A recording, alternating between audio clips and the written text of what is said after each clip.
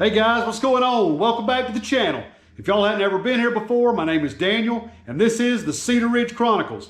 Now, if you have been here before, and you've been following some of my recent videos, I've been hinting around a little bit and showing a little bit about my new turntable. It's more or less a mounting stand that has got 8 posts on it. And today what I'm going to do is go over the dimensions of this thing in case anybody's wondering, or in case you want to try it and build something like this yourself.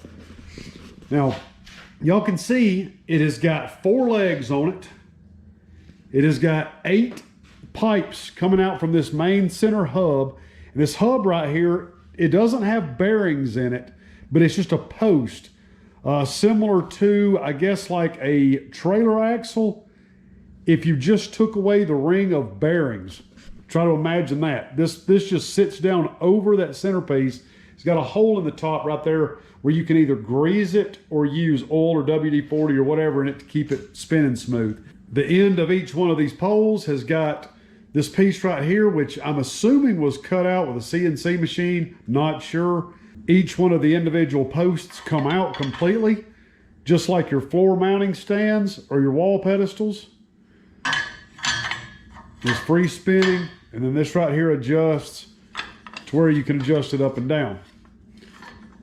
All right, now I'm gonna set this camera up over here on this table, and I'm gonna get my measuring tape. We're gonna take a few measurements so that y'all can kind of get a general idea of how big this thing is. Okay, so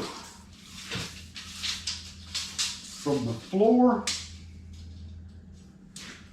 to the top of the legs is 45 inches. To the top of the hub, it's 52 inches. At the very base of the legs, you're looking at about 45 inches wide. And at the top, from the end of each pipe, is about 52 inches. So I mean, it's over 4 foot wide from pipe to pipe, and really, even with these posts put all the way in, you're looking at 57 inches. So I mean, just 3 inches shy of being a full 5 foot wide, just the contraption itself. All right, I'm gonna get some measurements of the size of this pipe and the size of this square tubing. This square tubing is about as thick as they would use building a trailer, like you pull behind your truck. It is really heavy duty stuff. It looks like it is 2 inch. It's 2 inches wide. The tubing right here, the round tubing, the outside diameter is 1 inch, right at 1.75 inches wide. Now, looking at this thing compared to me standing next to it, it looks really tall. At first impression, when I first saw it, I thought it was going to be way too tall. In my mind, what I was going to do is cut about 1 foot off of the bottom of the legs, maybe put it on a big round piece of wood with some casters on it so that it would roll around. Because the more length you take off of these legs, the more it's going to get kind of tipsy, especially if you've got deer on one side of it. But I decided to try to use it first before I went to cutting on it and changing anything, because the man that I got this from, he used this thing for 15 years as is. So before I made any decisions as to what to do, I figured I'd try it out first. And honestly, I decided not to change anything. Even on this deer right here, this is a full upright form. And even though it looks like it's kind of high for me right here, you can take this, and when you tilt this down, I mean, you can spin this. I can do all my epoxy work to the face. I can do whatever I need to do, work on the ears. When you flip it upside down, you've got perfect access to everything else here too.